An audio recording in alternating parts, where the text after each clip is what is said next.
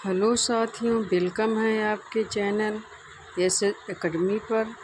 I hope आप लोग स्वस्थ होंगे और अपनी यूपीएससी ट्राई 4 की तैयारी में लगे होंगे।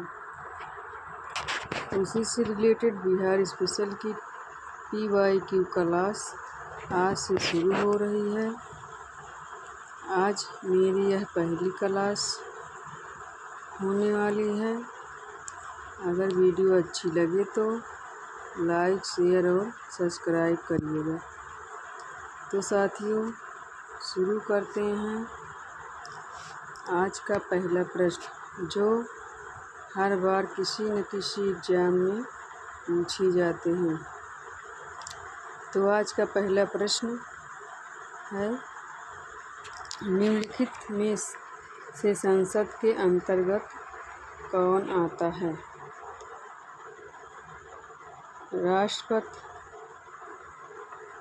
राज्यसभा, लोकसभा, उपरोक्त में से एक से अधिक, उपरोक्त में से कोई नहीं। तो साथियों बताइए, संसद के अंतर्गत कौन आता है? इसका राइट आंसर क्या होगा? संसद के अंतर्गत राष्ट्रपति, राज्यसभा, लोकसभा ये तीनों आते हैं। तो इसका राइट आंसर ऑप्शन डी होगा, उपरोक्त में से एक से अधिक। अच्छा साथियों, बताइए राज्यसभा को और किस नाम से जाना जाता है? राज्यसभा को हम अपर हाउस या उच्च सदन के नाम से भी जानते हैं और लोकसभा को लोअर हाउस या निम्न सदन के नाम से जानते हैं।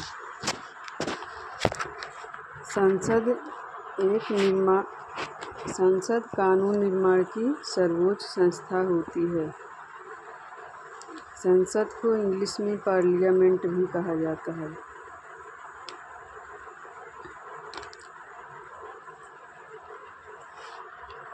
हमारी व्यवस्था में संसद के पास अपार शक्तियाँ हैं क्योंकि यह जनता की प्रतिनिधि है। आज का दूसरा प्रश्न, राष्ट्रीय वोटर दिवस कब मनाया जाता है? तो साथियों बताइए, राष्ट्रीय वोटर दिवस कब मनाया जाता है? 14 सितंबर, 25 जनवरी, 5 जून, उपरोक्त में से एक से अधिक, उपरोक्त में से कोई नहीं। तो इसका राइट आंसर क्या होगा साथियों बताइए? इसका राइट आंसर 25 जनवरी होगा। 25 जनवरी। साथियों, इसका सन भी क्या आपको पता है? अगर इसका सन पता होगा तो कमेंट बॉक्स में ज़रूर लिख दीजिएगा।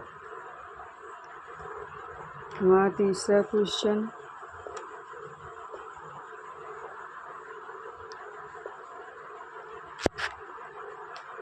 भारतीय संसद में शामिल होते हैं।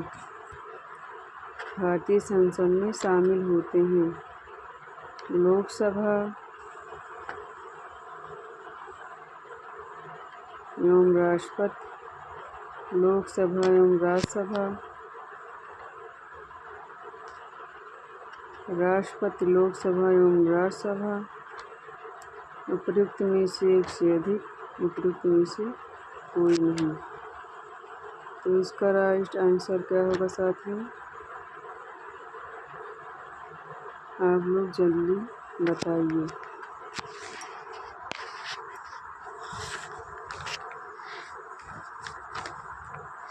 तो इसका राइट आंसर होगा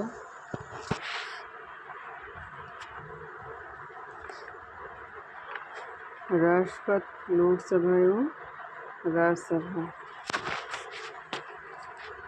यह संसद के अंतर्गत तीनों आता है, राष्ट्रपति, लोकसभा एवं राज्यसभा। लोकसभा को निम्न सदन और राज्यसभा को उच्च सदन भी कहा जाता है।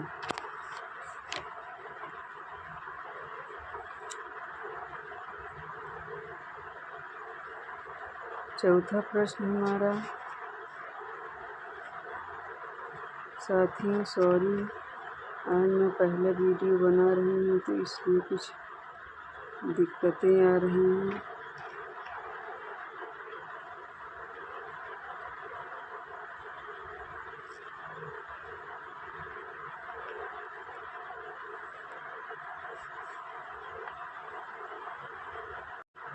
संविधान के अनुसार संघीय विधायी निकाय को कहा जाता है।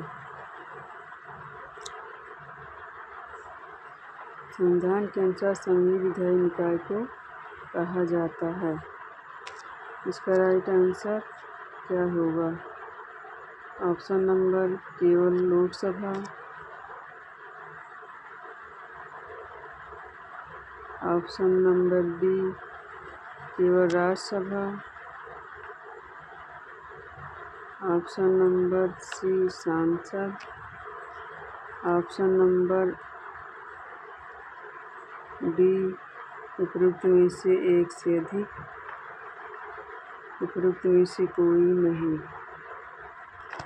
तो साथियों इसका राइट आंसर क्या होगा? प्लीज जल्दी बताइए। इसका राइट आंसर होगा संसद। इसका राइट आंसर संसद होगा। पांचवा क्वेश्चन हमारा है, सरकार के विभिन्न अंगों में शक्तियों की साझेदारी को कहा जाता है। साझेदारी को कहा जाता है। शक्तियों का विभाजन,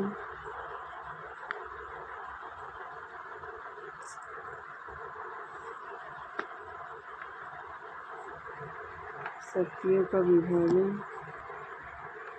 शक्तियों का पृथक्करण, शक्तियों का विकेंद्रीकरण, उपरोक्त में से एक से अधिक, उपरोक्त में से कोई नहीं। तो इसका राइट आंसर क्या होगा? इसका राइट आंसर होगा शक्तियों का पृथक्करण। छठवां क्वेश्चन हमारा है,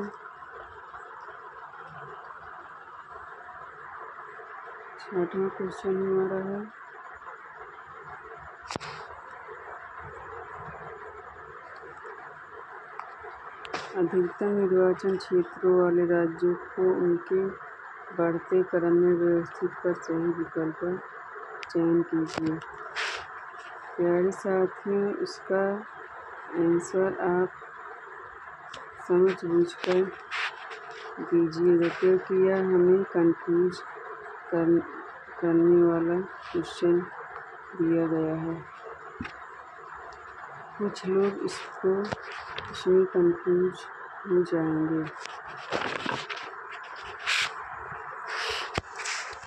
इसका ऑप्शन नंबर 1 है उत्तर प्रदेश, महाराष्ट्र, पश्चिम बंगाल और Bihar. Option number B Uttar Pradesh, Bihar, Maharashtra, Paschim Bangal. Option number C Maharashtra, Uttar Pradesh, Paschim Bangal, Bihar. Option number D उपरोक्त में से एक से अधिक, उपरोक्त में से कोई नहीं। तो साथियों बताइए इसका राइट आंसर क्या होगा? समझ बूझकर इसका आंसर दीजिएगा। तो इसका राइट आंसर उपरोक्त में से कोई नहीं, क्योंकि साथियों यह बढ़ते क्रम में पूछा गया है। तो बढ़ते क्रम में सबसे पहले बिहार आएगा,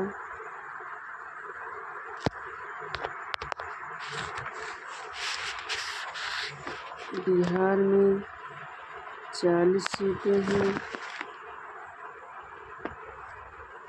और पश्चिम बंगाल में 42 सीटें हैं। महाराष्ट्र में 48 सीटें हैं और उत्तर प्रदेश में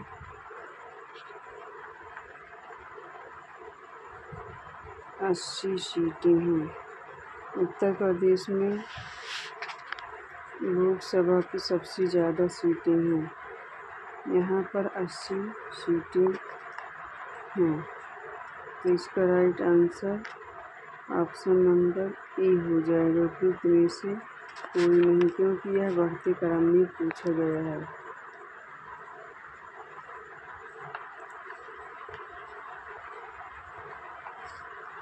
हमारा 7वां क्वेश्चन,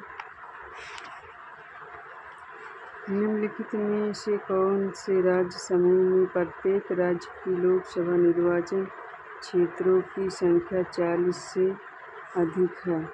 प्यारे साथियों, अभी मैंने सभी राज्यों के और वहाँ की सीटों के नंबर को बताया है, तो अगर आप ध्यान दिए होंगे तो आप इसका राइट आंसर ज़रूर दे पाएंगे।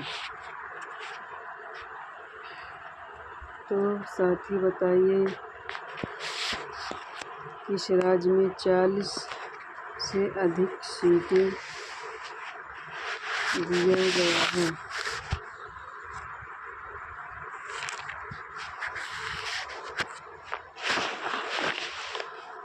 Option number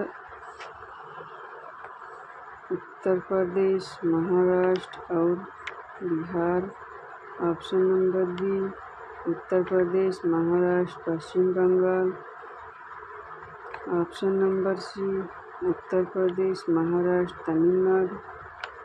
option number D उपरोक्त में से एक से अधिक। तो साथियों बताइए इसका राइट आंसर क्या होगा? अगर आप ध्यान देंगे तो राइट आंसर ज़रूर दे पाएंगे। तो इसका राइट आंसर होगा option number B Uttar Pradesh, Maharashtra और पश्चिम बंगाल। यहाँ पर 40 से अधिक सीटें हैं। उत्तर प्रदेश में 80 सीटें, महाराष्ट्र में 48 सीटें, 48 सीटें और पश्चिम बंगाल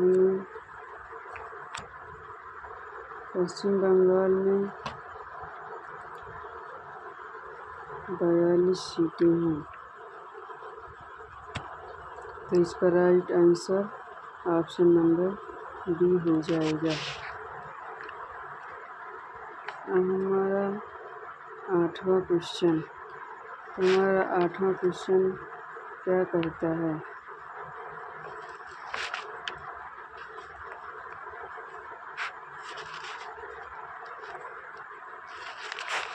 किस राज्य ने भारत में पहली गैर कांग्रेसी राज्य सरकार को चुना?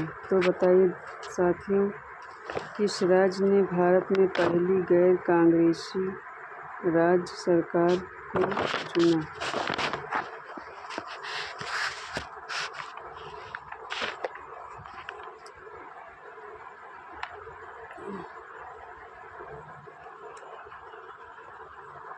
तो इसका ऑप्शन नंबर ए हो जाएगा Uttar Pradesh. Option number B Kerala. Option number C Bihar. Option number D उपयुक्त में से अधिक। ऑप्शन नंबर ई उपयुक्त में से कोई नहीं। तो साथ ही बताइए इसका राइट आंसर क्या होगा?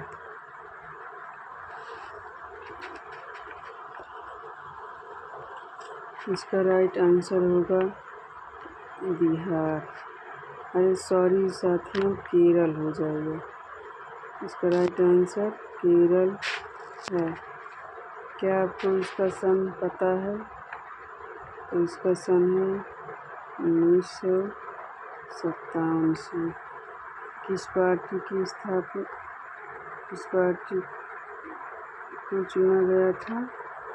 तो CPI, जिसे कम्युनिस्ट पार्टी ऑफ इंडिया भी कहा जाता है। तो साथियों आगे बढ़ते हैं और हमारा 9वां प्रश्न है,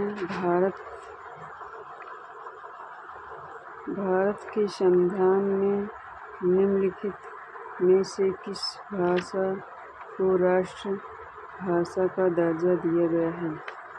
तो साथियों बताइए किस भाषा को राष्ट्रभाषा का दर्जा दिया गया है? Option number A Hindi, option number B Sanskrit, option number C अंग्रेजी, ऑप्शन नंबर डी उपरोक्त में से एक से अधिक, और ऑप्शन नंबर ई उपरोक्त में से कोई नहीं। सोच समझकर साथियों इसका राइट आंसर दीजिएगा, क्योंकि हमें यह कंफ्यूज कर सकता है। तो इसका राइट आंसर होगा ऑप्शन नंबर ई उपरोक्त में से कोई नहीं। भारत के संविधान में कोई ऐसी भाषा नहीं है जिसे हम राष्ट्रभाषा उसे कह सकें। हिंदी को राजभाषा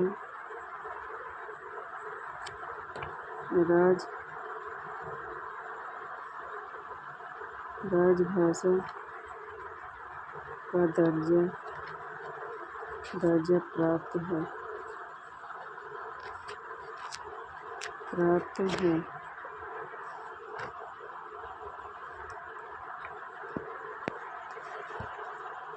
सॉरी साथियों, आज मेरी पहली क्लास है, इसलिए थोड़ा सा इसमें कंफ्यूजन हो जा रहा है।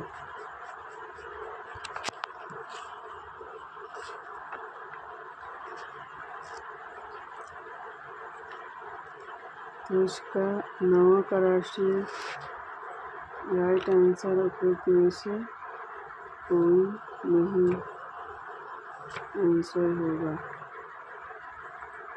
हमारा 10वां क्वेश्चन है, भारत का राजधर्म है। साथियों बताइए भारत का राजधर्म है।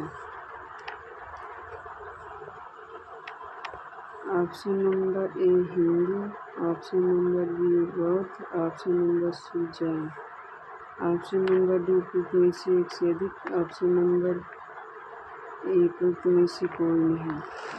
तो इसका राइट आंसर साथियों क्या होगा? इसका राइट आंसर होगा उपरोक्त में से कोई नहीं। भारत का राजधर्म किसी भी धर्म को नहीं कहा जाता है। हमारा 11वां क्वेश्चन है,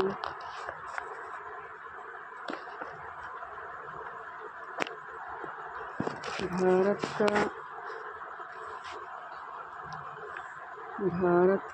का राष्ट्रपति कितनी बार पुनः चुनाव के लिए पात्र होता है?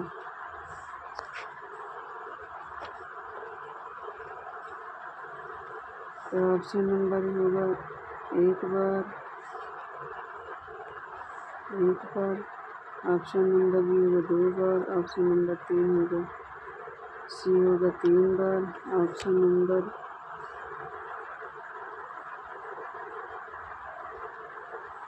डी होगा उपरोक्त में से कोई नहीं, ऑप्शन नंबर डी उपरोक्त में से साथियों उपरोक्त में से एक से अधिक, और ऑप्शन नंबर ई होगा उपरोक्त में से कोई नहीं। तो इसका राइट आंसर साथियों बताइएगा। भारत का राष्ट्रपति कितनी बार पुनः चुनाव के लिए पात्र होता है? तो इसका राइट आंसर होगा उपरोक्त में से कोई नहीं।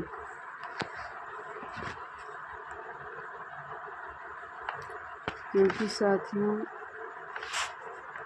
भारत का राष्ट्रपति अनलिमिटेड बार उस चुनाव का पात्र होता है। वह हर बार चुनाव लड़ सकता है, उसकी कोई उम्र नहीं होती। तो हमारा 12वां क्वेश्चन होगा,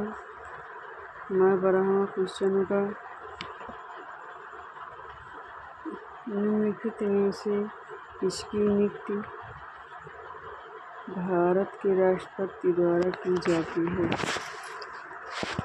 तो साथियों, इसका राइट आंसर क्या होगा? ऑप्शन नंबर ए भारत के मुख्य न्यायाधीश, ऑप्शन नंबर बी उच्च न्यायालय के न्यायाधीश, ऑप्शन नंबर सी राज्य निर्वाचन आयोग, ऑप्शन नंबर डी उपयुक्त में से एक से अधिक, ऑप्शन नंबर डी उपयुक्त में से कोई नहीं। तो इसका राइट आंसर क्या होगा?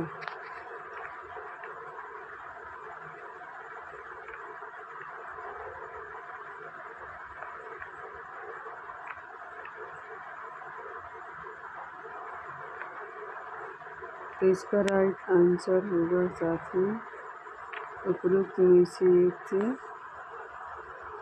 अधिक।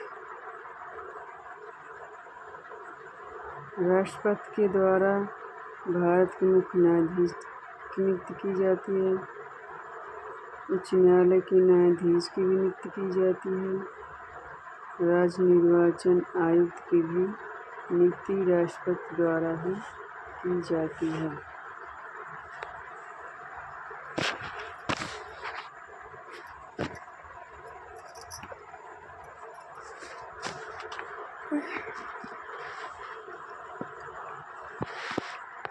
राष्ट्रपति के बारे में थोड़ा साथियों मैं और कुछ आप लोगों को बता देना चाहती हूँ। राष्ट्रपति जो भारत सरकार की सभी शासन संबंधी कार्य होते हैं और राष्ट्रपति के नाम पर ही किए जाते हैं। राष्ट्रपति प्रधानमंत्री की नियुक्ति करते हैं। साथियों आगे बढ़ते हैं और हमारा 13 प्रश्न है। 13वां प्रश्न है, राष्ट्रपति अपने अधिकारों का निस्तारण किसकी सलाह से करता है? तो साथियों इसका right answer option number A हो जाएगा, मंत्रिपरिषद। मंत्रिपरिषद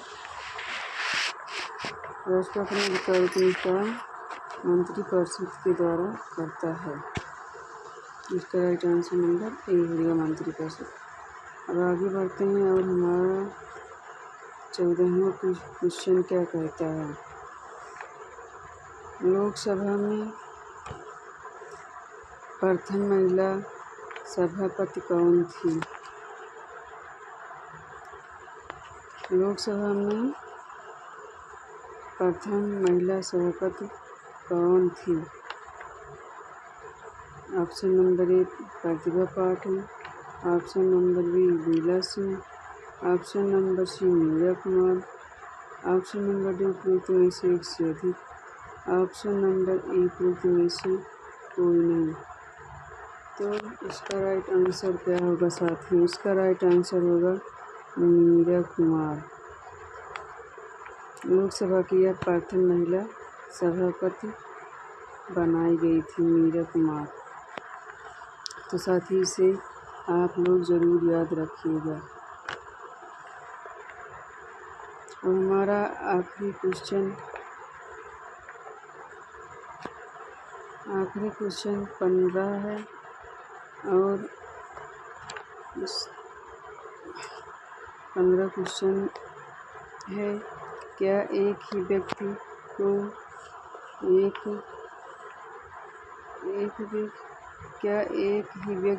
एक से अधिक राज्यों का राज्यपाल नियुक्त किया जा सकता है? तो इसका राइट आंसर साथियों आप लोग हाँ और ना के रूप में जवाब दीजिएगा। इसका ऑप्शन नंबर ए होगा।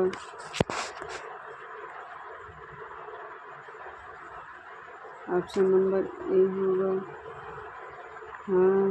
ऑप्शन नंबर बी होगा नहीं। ऑप्शन नंबर सी होगा अस्थायी तौर पर एक ही मत।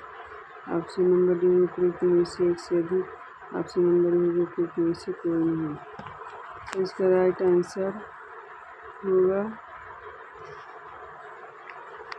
हाँ। इसका राइट आंसर हाँ होगा। राज्यपाल जो होता है वह एक से अधिक राज्यों में राज्यपाल बन सकता है।